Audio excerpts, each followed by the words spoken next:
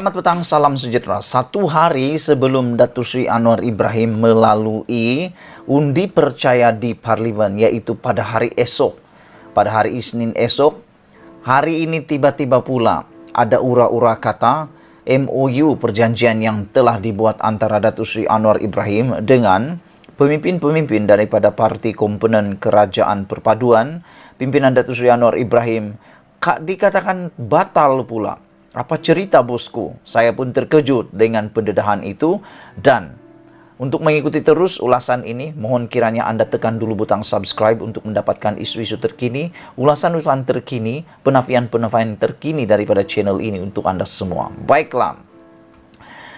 Isu yang menggemparkan kita pada petang tadi ialah apabila ada orang message saya, mereka kata MOU Anwar Ibrahim, Datuk Seri Anwar Ibrahim itu batal, tak boleh pakai, tak boleh sahkan, kata mereka. Saya pun terpinga-pinga dari mana mereka dapat maklumat itu dan kenapa maklumat itu tiba-tiba muncul. Oh, rupa-rupanya saudara-saudara sekalian, mereka memetik perkara itu di dalam pengakuan dan pendedahan daripada Ronald Kiandi, pemimpin Perikatan Nasional yang ada di Sabah, datang daripada Parti Bersatu, yang mana beliau bertanding baru-baru ini melanggar tembok apabila beliau bertanding atas tiket Perikatan Nasional dan bukan GRS. Itu sebabnya dalam lompat parti baru-baru ini, apabila Bersatu ditinggalkan oleh Haji G. Noor, Ketua Menteri Sabah bersama dengan 4 ahli parlimen, meninggalkan Parti Bersatu, keluar daripada Parti Bersatu. Seorang yang tidak meninggalkan Parti Bersatu ialah Ronald Kiandi.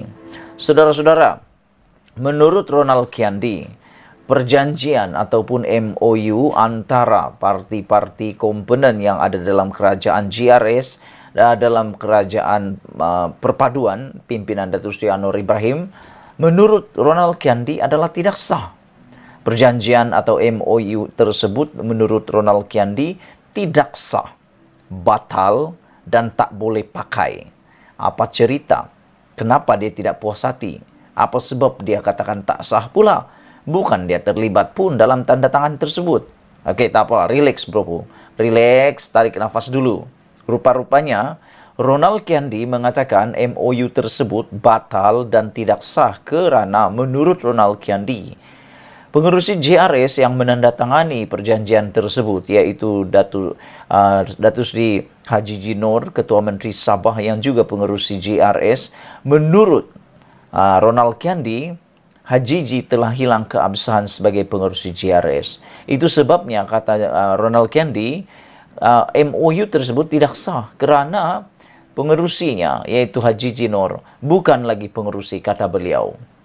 Dan Presiden itu berkata, dia mendakwa Haji G. Noor sudah tidak mempunyai lagi majoriti atau keabsahan untuk kekal sebagai pengerusi Gabungan Rakyat Sabah GRS. Menurut Ronald Kiandi, perjanjian persefahaman MOU bersama Pakatan Harapan yang ditandatangani oleh Haji G semalam tidak sah, kata beliau. Dia menegaskan bahawa Haji G yang dilantik sebagai pengerusi GRS atas kapasiti beliau sebagai Ketua Badan Pimpinan Negeri Bersatu Sabah sebelum ini tidak lagi mempunyai keabsahan untuk kekal sebagai pengerusi GRS. Oleh kerana tindakan beliau keluar bersatu, kata Ronald Kiandi. Oleh itu, keahlian beliau dalam GRS kini hanyalah sebagai ahli individu yang kedudukan beliau sebagai pengurusi GRS hendaklah diputuskan semula oleh Majlis Tertinggi GRS, kata beliau. Namun demikian, beberapa jam selepas pendedahan Ronald Kiandi ini, itu sebabnya saya nak beritahu pada anda malam ini, relax dulu. MOU itu masih terpakai, tidak batal. Kenapa? Kerana rupa-rupanya ada satu mesyuarat yang mana mengatakan bahawa GRS telah menggugurkan keahlian Bersatu daripada menganggotai GRS, dan Haji G dikekalkan sebagai pengerusi dalam mesyuarat baru-baru ini. Ini disahkan sendiri oleh Timbalan Pengerusi Gabungan Rakyat Sabah, yaitu GRS, yang menyangkal kenyataan naib Presiden Bersatu Ronald Kiandi bahwa MOU yang ditandatangani Haji Jinor tidak sah. Berikutan, dia tiada lagi keabsahan untuk terus menjadi pengerusi JRS lepas keluar daripada Bersatu. Timbalan pengerusi JRS yaitu Maximus Ongkili telah berkata, kerana Haji Ji dikekalkan sebagai pengerusi JRS manakala keanggotaan Bersatu dalam gabungan itu telah pun digugurkan. Maximus Ongkili mengatakan beliau sebagai timbalan pengerusi JRS telah mempengerusikan satu mesyuarat ahli Majlis Tertinggi JRS pada 9 Disember lalu. Yang menjadi persoalan saya ialah mengapa Ronald Kiandi tidak tahu mesyuarat ini? Adakah beliau sengaja tidak tahu atau buat-buat tidak tahu atau tidak dipanggil pun datang dalam mesyuarat tersebut sebab JRS telah pun digugurkan ahli daripada JRS pula. Parti Bersatu telah digugurkan daripada parti gabungan JRS atau JRS.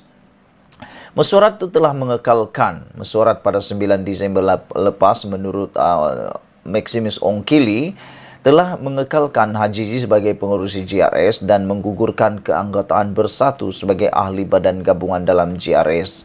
Itu kenyataan daripada timbalan pengerusi JRS. Semalam Ronald Kiandi mempersoalkan keabsahan MOU yang ditandatangani Haji Ji bersama PH dan parti lain dalam kerajaan pada Jumat yang lepas. Jadi dengan adanya pencerahan daripada timbalan pengerusi JRS ini yaitu Maximus Ongkili, maka dengan ini kita boleh sahkan bahawa MOU yang ditandatangani antara JRS dengan parti ataupun dengan kerajaan pimpinan Datuk Seri Anwar Ibrahim yang dipanggil Kerajaan Perpaduan ini telah pun sah. Tiada keraguan lagi. Kerana Haji Jinor masih kekal sebagai pengerusi. Dia tidak dilucutkan. Dan yang paling penting, Parti Bersatulah yang telah dilucutkan daripada JRS, telah dibuang keanggotaannya. Jadi oleh sebab itu, kalau ada orang kata MOU itu tidak sah, batal, itu semua adalah tomahan kosong yang tidak berguna. Oke? MOU itu sah. MOU itu kekal, digunakan dan masih sah pakai sehingga 5 tahun lagi.